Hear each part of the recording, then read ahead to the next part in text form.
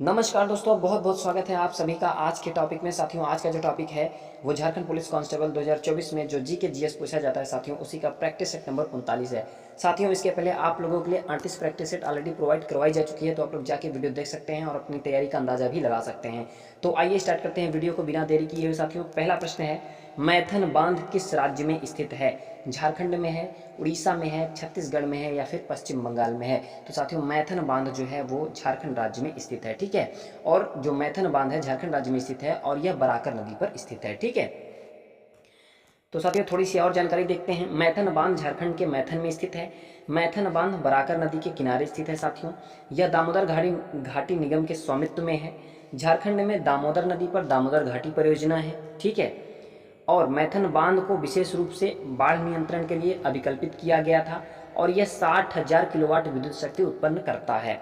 दामोदर घाटी परियोजना के बारे में थोड़ा सा नॉलेज ले लेते हैं। दामोदर नदी झारखंड के छोटा नागपुर पठार में कमरपेट पहाड़ी से निकलती है। ठीक है, बाढ़ नियंत्रण, सिंचाई, नौवहन, वन रोपण और मृदा अपरदन का नियंत्रण दामोदर घाटी परियोजना का काम है। ठीक है, कृषि और उद्योग को बढ़ावा देना और बिजली उत्पादन करना, यह भी दामोदर घाटी परियोजना का है। तेलैया, कोनार, मैथन, पंचेत, ये 4 बांध हैं। ठीक है, तांबा झारखंड के सिंहभूम क्षेत्र में पाया जाता है साथियों, और जादूगोड़ा जो है वो झारखंड में यूरेनियम और थोरियम पाए जाते हैं। जादूगोड़ा जो कि झारखंड में है और झारखंड में ही यूरेनियम और थोरियम पाए जाते हैं। अगला प्रश्न है साथियों, मुख्यमंत्री स्वास्थ्य बीमा योजना किस राज्य से संबंधित है? बिहार से, झारखंड से, उड़ीसा से, छत्तीसगढ़ से। मुख्यमंत्री स्वास्थ्य बीमा योजना, तो साथियों मुख्यमंत्री स्वास्थ्य बीमा योजना जो है वो झारखंड राज्य से संबंधित है और यह साथियों 28 दिसंबर 2017 को लागू होता है और यह रांची से प्रारंभ होता है। ठीक है, झारखंड राज्य की जो राजधानी है वो रांची से प्रारंभ होती है और उस समय जो सीएम थे वो रघुवर दास थे। कौन थे जो सीएम थे उस समय? रघुवर दास थे और वर्तमान में जो सीएम हैं वो चंपई सोरेन है। ठीक है, और गवर्नर सीपी राधा कृष्णन हैं।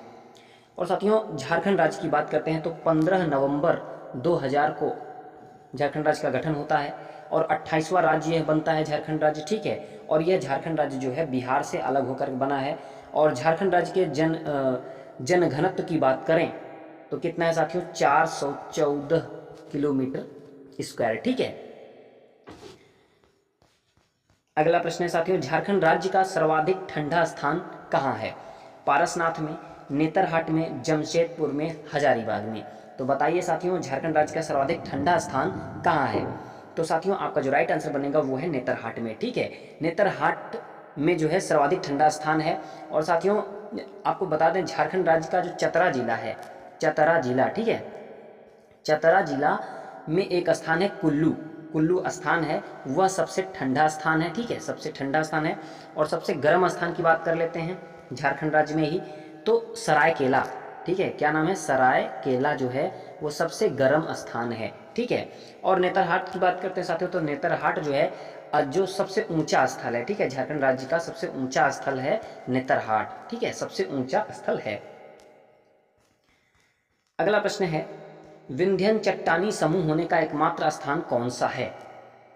विंध्यन चट्टानी समूह होने का एकमात्र स्थान कौन सा है? दामोदर घाटी, सोन नदी, लोहरदगा क्षेत्र, इनमें से कोई नहीं। तो कौन सा ऑप्शन सही होगा साथियों? तो आपका जो राइट आंसर बनेगा वो होगा सोन घाटी। ठीक है, सोन घाटी को साथियों झारखंड में हिरण्यवाह भी कहते हैं। क्या कहते हैं? हिरण्यवाह भी कहते हैं। और साथियों सोन जो है घाटी को हिरण्यवाह भी कहते हैं। विंध्यन चट्टान जो है वो सोन नदी के उत्तर में रोहतास और कैमूर जिले, ठीक है, सोन नदी के उत्तर में रोहतास और कैमूर जिले विंध्यन चट्टान है। और बिहार में 4 प्रकार की चट्टानें पाई जाती हैं साथियों। देखिए हम आपको बताते हैं इस तरीके से। ये है आपकी अमरकंटक है। ठीक है, ये अमरकंटक हो गया जो कि एमपी में पड़ता है। यहाँ से आपकी सोन नदी ऐसे निकलती है, सोन नदी निकलती है। ठीक है, जो कि झारखंड से होते हुए सोन नदी निकलती है। उसके बाद आपका यहाँ बिहार पड़ता है। यहीं पे क्या है?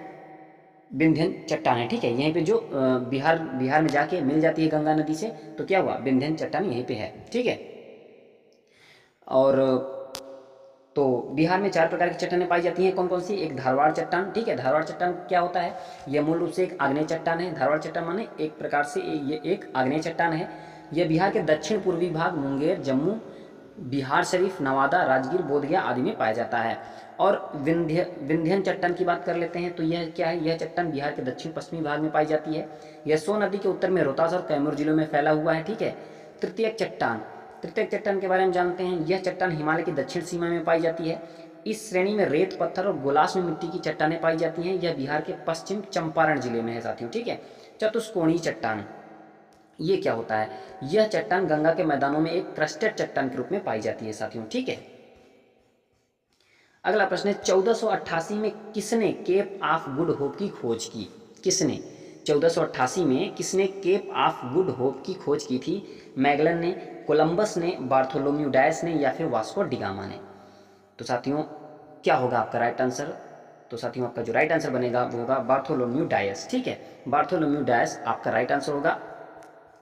पुर्तगाली खोजकर्ता बार्टोलोम्यू डायस 1488 में अफ्रीका के दक्षिणी सिरे पर चक्कर लगाने वाले पहले यूरोपीय नाविक बने और यूरोप में एशिया तक का समुद्री मार्ग खोला, ठीक है। केप ऑफ गुड होप, जिसे इसके शानदार दृश्यों के लिए जाना जाता है, केप ऑफ गुड होप माने जिसे इसके शानदार दृश्यों के लिए जाना जाता है, दक्षिण अफ्रीका के अटलांटिक तट की ओर स्थित एक हेडलैंड है जो उनके द्वारा खोजा गया था। किसके द्वारा? बार्टोलोम्यू डायस के द्वारा, ठीक है। अब फर्टिनेंड मैगलन भी एक पुर्तगाली खोजकर्ता थे जिन्होंने 1519 से 1522 तक ईस्ट इंडीज में स्पेनिश अभियान का आयोजन किया था। क्रिस्टोफर कोलंबस एक इटालवी खोजकर्ता और नाविक थे जिन्होंने अटलांटिक महासागर में 4 यात्राएं पूरी। 92 में उन्होंने अनजाने में अमेरिका की खोज की थी, जबकि वह वास्तव में भारत के तट पर पहुंचना चाहते थे। कौन? क्रिस्टोफर कोलंबस, जो कि एक इटालवी खोजकर्ता और नाविक थे। तो ये जो है भारत के तट पर पहुंचना चाहते थे, लेकिन इन्होंने 1492 में अनजाने में अमेरिका की खोज कर डाली। James cook British royal navy में ब्रिटिश खोजकर्ता, नाविक और कप्तान थे। 1770 में इन्होंने अपने जहाज पर न्यूजीलैंड और ऑस्ट्रेलिया के ग्रेट बैरियर रीफ का मानचित्र बनाया, ठीक है। तो ये था चारों विकल्पों के बारे में कुछ जानकारियां। अगला प्रश्न साथियों, भारत के निम्न संग्रहालय में से किसका स्थान गलत ढंग से अंकित है? राष्ट्रीय रेल संग्रहालय नई दिल्ली में है, वस्त्रों का कैल्को संग्रहालय मुंबई में है, तो सालारजंग संग्रहालय हैदराबाद, नेपियर संग्रहालय तिरुवनंतपुरम। तो बताइए इसमें से कौन सा स्थान जो है गलत ढंग से अंकित है? तो साथियों बी आपका बिल्कुल राइट आंसर होगा। ये मुंबई नहीं, वस्त्रों का कैल्को संग्रहालय जो है वो गुजरात के अहमदाबाद में, ठीक है, गुजरात के अहमदाबाद में स्थित है। अब साथियों आलू अनुसंधान की बात करें, आलू अनुसंधान तो ये शिमला में स्थित है। और तंबाकू अनुसंधान की बात करें तो राजमुंदरी में स्थित है, ठीक है। कहाँ पे? राजमुंदरी में स्थित है तंबाकू अनुसंधान।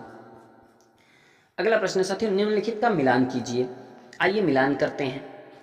मिलान आपको करना है, एक तरफ आपको मंदिर मिलेगी, एक तरफ आपको राज्य मिलेगा। सोमनाथ मंदिर किस राज्य में है? कामाख्या मंदिर किस राज्य में है? रामनाथ स्वामी मंदिर और महाबोधि मंदिर। मिलान करने के बाद आपको कूट भाषा में आंसर करना होगा। तो साथियों बताइए सोमनाथ मंदिर आपके किस राज्य में स्थित है? तो साथियों मिलान करिए। सोमनाथ मंदिर कहाँ पे है? गुजरात में है। कामाख्या मंदिर कहाँ पे साथियों? कामाख्या मंदिर जो है आपका असम में है, ठीक है। कामाख्या मंदिर असम में है। और रामनाथ स्वामी मंदिर तमिलनाडु में है और महाबोधि मंदिर बिहार में है। तो आप कौन कौन से मिलाए हैं? पहले का आप किस में गए हैं? सी में गए हैं। फिर कामाख्या मंदिर असम में गए हैं, माने ए में गए हैं। उसके बाद रामनाथ स्वामी मंदिर आप बी में, माने तमिलनाडु में गए हैं। महाबोधि मंदिर माने डी में गए हैं। CABD, ठीक है, CABD आपका राइट आंसर होगा। तो CABD जो आपका राइट आंसर दिखे वही आप लगा दीजिए। CABD आपका बिल्कुल राइट आंसर होगा, ठीक है। अगला प्रश्न है साथियों, निम्नलिखित का मिलान कीजिए। फिर आपको मिलान करना है, एक तरफ आपको उत्सव मिलेगा और एक तरफ राज्य मिलेंगे। तो बताइए गणगौर उत्सव किस राज्य में मनाया जाता है? गणेश चतुर्थी किस राज्य में? दुर्गा पूजा किस राज्य में? तो आइए इसका भी मिलान कर देते हैं साथियों, फिर कुछ भाषा में आंसर कर देंगे। तो साथियों गणगौर, ठीक है, गणगौर जो है वो आपका राजस्थान में है, राजस्थान राज्य में मनाया जाता है उत्सव। और गणेश चतुर्थी आपका महाराष्ट्र में मनाया जाता है। और दुर्गा पूजा पश्चिम बंगाल माने कलकत्ता, ठीक है, दुर्गा पूजा मनाया जाता है ये उत्सव। तो आपका क्या बना? बी बना, सी बना और ए बना। तो BCA आपका राइट आंसर होगा। तो BCA जो आपका राइट आंसर होगा वो दे दीजिए। BCA आपका पहला ही आंसर सही हो रहा है, ठीक है। अगला प्रश्न साथियों, निम्नलिखित में से किस भारतीय राज्य की समुद्र तटीय सीमा सबसे छोटी है? गोवा की है, केरल की है, उड़ीसा की है या फिर पश्चिम बंगाल की है? साथियों बताइए, सबसे किस भारतीय राज्य की समुद्र तटीय सीमा सबसे छोटी है? तो साथियों गोवा की जो समुद्र तटीय सीमा है सबसे छोटी है। और सबसे बड़ी की बात करें तो गुजरात की है साथियों, और सेकंड बड़ी की बात करें तो आंध्र प्रदेश की है। कौन सी है? आंध्र प्रदेश की है सेकंड बड़ी समुद्र तटीय सीमा। ठीक है, अब गोवा हो गया। और साथियों 9 राज्य जो हैं, 9 राज्य जो हैं वो तटीय सीमा बनाते हैं। और क्षेत्रफल के आधार पर सबसे छोटा राज्य है साथियों गोवा। क्षेत्रफल के आधार पर सबसे छोटा राज्य गोवा है। तो अब 9 राज्य कौन कौन से हैं वो आइए देख लेते हैं। भारत में 75 16.6 किलोमीटर, -54 22.6 किलोमीटर की मुख्य भूमि तटरेखा और 2094 किलोमीटर द्वीप राज्यों की तटरेखा है। 9 तटीय राज्य हैं साथियों, एक गुजरात है, एक महाराष्ट्र है, गोवा है, कर्नाटक है, केरल है, तमिलनाडु है, आंध्र प्रदेश और उड़ीसा है। सबसे बड़ी आपकी गुजरात की है और उसके बाद सेकंड आंध्र प्रदेश की है, गोवा का 101 है। तो देख लीजिए थोड़ा सा चार्ट है। तो अंडमान और निकोबार द्वीप समूह, लक्षद्वीप द्वीप समूह गोवा में भारत की सबसे छोटी तटरेखा है। गुजरात में सभी भारतीय राज्यों में सबसे बड़ी तटरेखा है। ठीक है, भारत के 2 द्वीप प्रदेश हैं। देखिए राज्य है तटरेखा किलोमीटर में, गोवा की जो तटरेखा है वो 101 किलोमीटर है, केरल की 580 है, उड़ीसा की 485 है और पश्चिम बंगाल की 210 है साथियों। ठीक है, अगला प्रश्न है, संसार में सबसे पहली महिला प्रधानमंत्री किस देश की थी? भारत की, श्रीलंका, इजराइल, पाकिस्तान। संसार में सबसे पहली महिला प्रधानमंत्री किस देश की थी साथियों?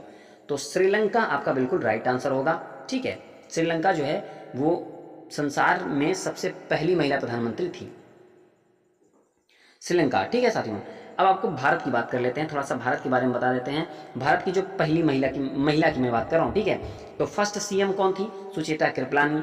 गवर्नर कौन थी? सरोजनी नायडू। और पीएम कौन थी साथियों? पीएम थी इंदिरा गांधी। और राष्ट्रपति की बात करें तो प्रतिभा देवी सिंह पाटिल थी। ठीक है, कुछ और जानकारी आइए देख लेते हैं। दुनिया की पहली महिला प्रधानमंत्री श्रीमा रतवाटे डायस भंडार नायके। ठीक है, तो कह सकते हैं एस भंडार नायके भी कह सकते हैं, जिन्हें आमतौर पर श्रीमाओ भंडार नायके के नाम से जाना जाता है। इनका जन्म एक कुलीन कांडियन परिवार में हुआ था। वह 1960 में श्रीलंका के प्रधानमंत्री के रूप में चुनी गई। कब? 1960 में। और उन्होंने अपने 3 कार्यकाल पूरे किए साथियों, 1960, 65, 70, 77 और 94 से 2000 तक। ठीक है, अगला प्रश्न है, भारतीय संविधान की 8वीं अनुसूची में कौन सी भाषाएं बाद में जोड़ी गई थी? अंग्रेजी, सिंधी, मराठी, संस्कृत, सिंधी, कोंकणी, मणिपुरी, सिंधी, कोंकणी, मणिपुरी, नेपाली, मराठी, उड़िया, कोंकणी, नेपाली। तो साथियों मूल भाषाएं जो थी 8वीं अनुसूची में, पहले 14 थी, फिर बाद में 8 हुई, तो 14 8 मिला के 22 भाषाएं हैं 8वीं अनुसूची में। तो मूल भाषाएं 14 थी, बाद में 8 भाषाएं जोड़ी गई थी। तो आप बताइए बाद में जोड़ी गई जो भाषाएं थी वो भाषा की बात कर रहा है। तो साथियों आपका जो राइट आंसर बनेगा वो सिंधी, कोंकणी, मणिपुरी और नेपाली है। ठीक है, 21वां संविधान संशोधन 1967 के द्वारा साथियों सिंधी को जोड़ा गया था। किसको? सिंधी को जोड़ा गया था। उसके बाद 71वां संविधान संशोधन 1992 के द्वारा 71वां संविधान संशोधन 1992 के द्वारा नेपाली, मणिपुरी और कोंकणी को जोड़ा गया था साथियों। ठीक है, तो अब एक और संविधान संशोधन के तहत जोड़ा गया था, उसको भी देख लीजिए, 92वां संविधान संशोधन। ठीक है, 92वां संविधान संशोधन 2003 के द्वारा मैथिली, संथाली, डोगरी और बोडो को जोड़ा गया था साथियों। ठीक है, तो ये 8 भाषाएं बाद में जोड़ी गई थी। तो ये था आपका, तो जो राइट आंसर बनेगा सिंधी, कोंकणी, मणिपुरी और नेपाली। 1967 में सिंधी भाषा जोड़ी गई। बाद में 3 और भाषाएं कोंकणी, मणिपुर और नेपाली को 1992 में शामिल किया गया। 2004 में बोडो, डोगरी, मैथिली और संथाली को जोड़ा गया। कहीं कहीं आपको 2003 मिलेगा और कहीं कहीं आपको 2004 मिलेगा साथियों। ठीक है, मुख्य चुनाव आयुक्त का कार्यकाल कितने समय का होता है? 5 साल, 6 साल, 5 साल या 60 साल की उम्र, 6 साल या 65 साल की उम्र। तो बताइए मुख्य चुनाव आयुक्त का कार्यकाल कितने समय का होता है? तो साथियों 6 साल या फिर 65 साल की उम्र तक। ठीक है, मुख्य चुनाव आयुक्त का जो कार्यकाल होता है वो 6 साल या 65 साल की उम्र तक होता है। और यह साथियों आर्टिकल 324 में है। ठीक है, 6 वर्ष या 65 वर्ष की आयु तक जो भी पहले हो। मुख्य चुनाव आयुक्त भारत का चुनाव आयोग ईसीआई एक स्वायत्त संवैधानिक प्राधिकरण है जो अनुच्छेद 324 से 329 में उल्लिखित भारत में संघ और राज्य चुनाव प्रक्रियाओं को संचालित करने के लिए जिम्मेदार है। ठीक है, इसकी स्थापना 25 जनवरी 1950 राष्ट्रीय मतदाता दिवस के रूप में मनाया जाता है साथियों। आयोग का सचिवालय नई दिल्ली में स्थित है। यह निकाय भारत में लोकसभा, राज्यसभा और राज्य विधानसभाओं और राष्ट्रपति, उपराष्ट्रपति के चुनाव का संचालन करता है। ठीक है। अगला प्रश्न है, भारतीय संविधान का अभिरक्षक कौन है? भारत का राष्ट्रपति है, भारत का मुख्य न्यायाधीश, भारत का प्रधानमंत्री, राज्यसभा का अध्यक्ष। तो बताइए साथियों, भारतीय संविधान का अभिरक्षक कौन है, जिसे संरक्षक भी कहते हैं? कौन है संरक्षक? तो साथियों, भारत का जो मुख्य न्यायाधीश होता है वो होता है भारतीय संविधान का अभिरक्षक या संरक्षक। ठीक है, जिसे हम सर्वोच्च न्यायालय भी कह सकते हैं। ठीक है, सर्वोच्च न्यायालय, सुप्रीम कोर्ट भी कह सकते हैं, या फिर उच्चतम न्यायालय भी कह सकते हैं। अगला प्रश्न है, संसद के दोनों सदनों में से किसी एक सदन में न्यूनतम कितने सदस्य होने अनिवार्य हैं जिससे सदन की कार्यवाही चलती रहे? कुल सदस्यों का 5वां भाग, कुल सदस्यों का 6ठा भाग, कुल सदस्यों का 7वां भाग, कुल सदस्यों का 10वां भाग। तो साथियों, कुल सदस्यों का 10वां भाग जो है, संसद के दोनों सदनों में से किसी एक सदन में न्यूनतम 1/10 सदस्य होने अनिवार्य हैं जिससे सदन की कार्यवाही चलती रहे। ठीक है, तो जो भी आपके सदस्य हों उस सदस्य का 1/10, मान लो 543 आपके सदस्य हैं तो 1/10 निकालोगे तो 54.3 आएगा। तो 54.3 का मतलब आधा तो ले नहीं सकते, व्यक्ति हैं तो आप 55 व्यक्ति ले सकते हैं। ठीक है साथियों, और यही अगर मैं राज्यसभा की बात करूं तो 25। अल्पसंख्यकों के हितों की सुरक्षा पर किस अनुच्छेद में विचार किया गया है? बताइए साथियों। तो 14, 19, 29 या फिर 32। तो साथियों, आपका जो राइट आंसर होगा वो होगा 29। ठीक है, अनुच्छेद 14 क्या कहता है? अनुच्छेद 14 कहता है विधि के समक्ष समानता। ठीक है, विधि के समक्ष समानता, विधि सबके लिए बराबर है। 19 क्या कहता है? प्रेस प्रेस या वाक की स्वतंत्रता।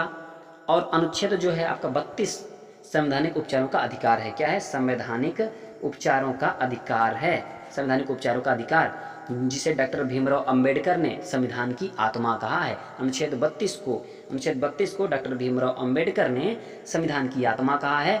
ठीक है, किस आंदोलन को हिंदुओं और मुसलमान दोनों का समर्थन मिला था साथियों? चंपारण सत्याग्रह, विभाजन विरोधी आंदोलन, असहयोग आंदोलन, भारत छोड़ो आंदोलन। तो किस आंदोलन को हिंदू और मुसलमान दोनों का समर्थन मिला था?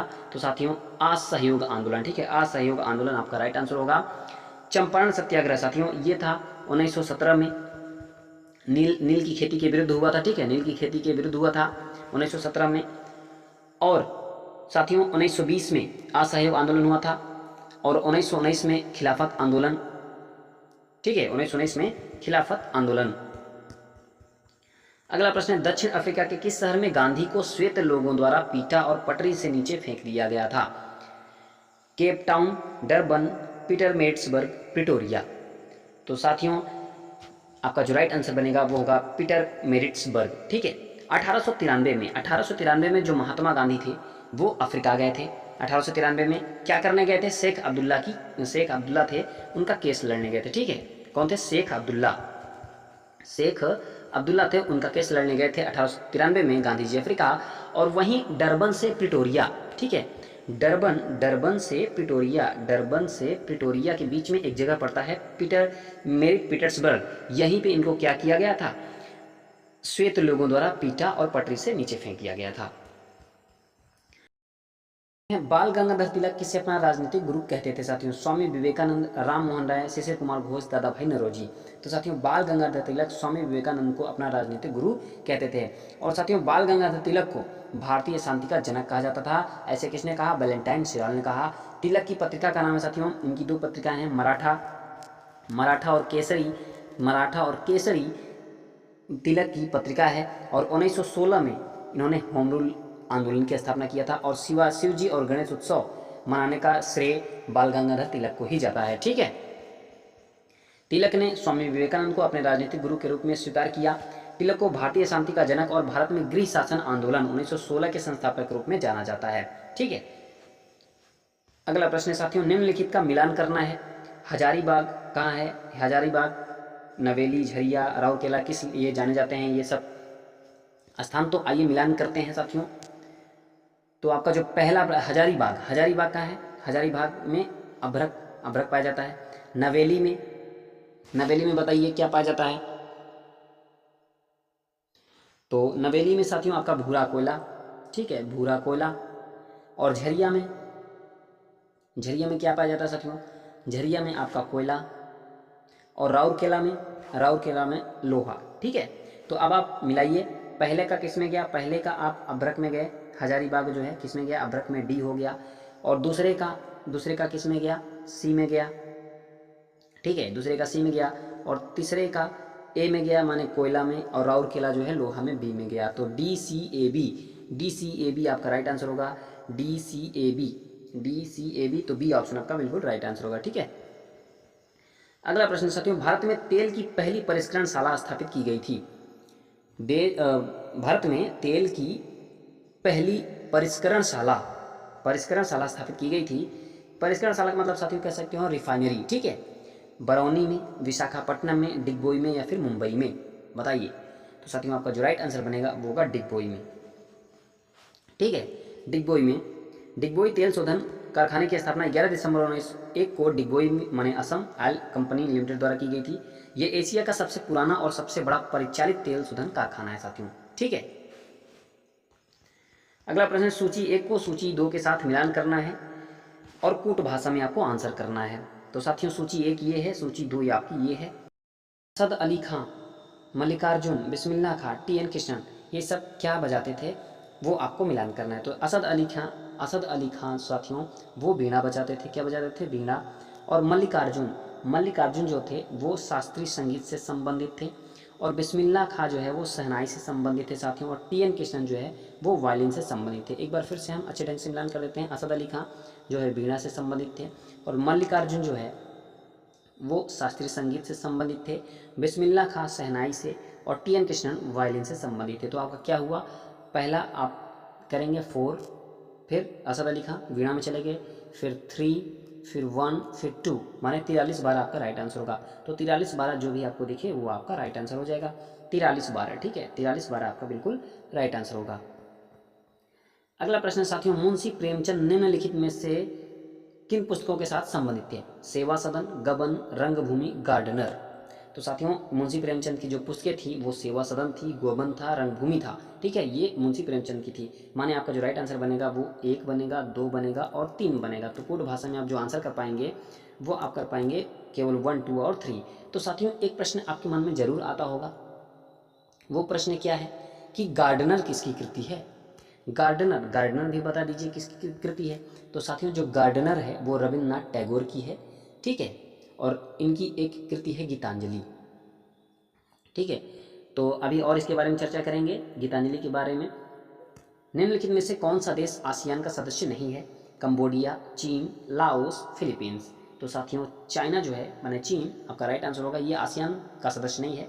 आसियान की मैं हेडक्वार्टर की बात करूं तो साथियों जकार्ता है। कहाँ पे है? जकार्ता में है। और 8 अगस्त 1967 की स्थापना होती है। कब होती है? 8 अगस्त 1967 को स्थापना होती है, हेडक्वार्टर जकार्ता में है। ठीक है, अगला प्रश्न है साथियों, आसियान यह दक्षिण पूर्व एशियाई देशों का संघ है, इसकी स्थापना 8 अगस्त 1967 को थाईलैंड के बैंकॉक में हुई थी। ठीक है, तो बढ़ते हैं अगले प्रश्न की ओर। भारत को प्रथम नोबेल पुरस्कार इस विषय के लिए दिया गया था। किस विषय के लिए? साहित्य, औषधि विज्ञान, रसायन विज्ञान या फिर भौतिकी। भारत को प्रथम नोबेल पुरस्कार साथियों साहित्य के लिए दिया गया था। ठीक है, किसके लिए दिया गया था? साहित्य के लिए। और किससे मिला था सबसे पहले? रविन्द्रनाथ टैगोर भारतीय मूल के पहले व्यक्ति थे, पहले एशियाई और पहले गैर यूरोपीय जिन्हें नोबेल पुरस्कार दिया गया था। और साथ ही इन्हें 1913 में साहित्य के लिए पुरस्कार दिया गया था, 1913 में। ठीक है, और किसके लिए? गीतांजलि के लिए। इनकी एक पुस्तक कृति है गीतांजलि, इसी के लिए 1913 में साहित्य के लिए पुरस्कार मिला था, साहित्य का पुरस्कार जो कि नोबेल पुरस्कार है। ज्ञानपीठ पुरस्कार के प्रथम विजेता कौन थे? Doctor K V. Puttappa, G Shankar Kurup, Thakazhi Sivasankara Pillai, M T. Vasudevan Narayan. तो बताइए ज्ञानपीठ पुरस्कार के प्रथम विजेता कौन थे साथियों? तो आपका जो राइट आंसर है साथियों वो है जी शंकर कुरूप, आपका बिल्कुल राइट आंसर होगा। जी शंकर कुरूप को 1961 में प्रारंभ हुआ था ज्ञानपीठ पुरस्कार। ठीक है, और 1965 में इन्हें जी शंकर कुरूप को दिया गया था मलयालम भाषा के लिए। और प्रथम हिंदी की बात करेंगे, पहले देख लीजिए। पुरस्कार के पहले प्राप्तकर्ता 1965 में मलयालम लेखक जी शंकर कुरूप थे। उनके 1950 में प्रकाशित कविता संग्रह ओडक्कूझल द बम्बू फ्लूट के लिए पुरस्कार दिया गया था। ठीक है, 1965 में। और पुरस्कार में क्या दिया जाता है? 11 लाख रुपए की राशि, एक प्रशस्ति पत्र और देवी सरस्वती की एक कांस्य प्रतिकृति शामिल है। किसमें? ज्ञानपीठ पुरस्कार में। ज्ञानपीठ पुरस्कार में क्या दिया जाता है, ये आपको जानकारी मिली, ठीक है। और साथियों, प्रथम हिंदी का जो ज्ञानपीठ पुरस्कार मिला है वो किन्हें मिला है? तो सुमित्रा नंदन पंत जी को मिला है। कब मिला है? 1968 में मिला है। कौन सी कृति के लिए मिला है? तो उनकी कृति है चिदम्बरा, ठीक है। चिदम्बरा के लिए उन्हें 1968 में सुमित्रा नंदन पंत को हिंदी के लिए ज्ञानपीठ पुरस्कार मिला है, ठीक है। तो साथियों, कैसा लगा आपको? आपका स्कोर कितना है आप जरूर कमेंट करके बताइएगा। तो साथियों, अगर वीडियो पसंद आई तो आप लोग एक लाइक और चैनल को सब्सक्राइब जरूर करेगा और अपने दोस्तों तक शेयर जरूर करेगा। तो साथियों, तब तक मिलते हैं अगली वीडियो के साथ। तब तक के लिए नमस्कार, वंदे मातरम, जय हिंद।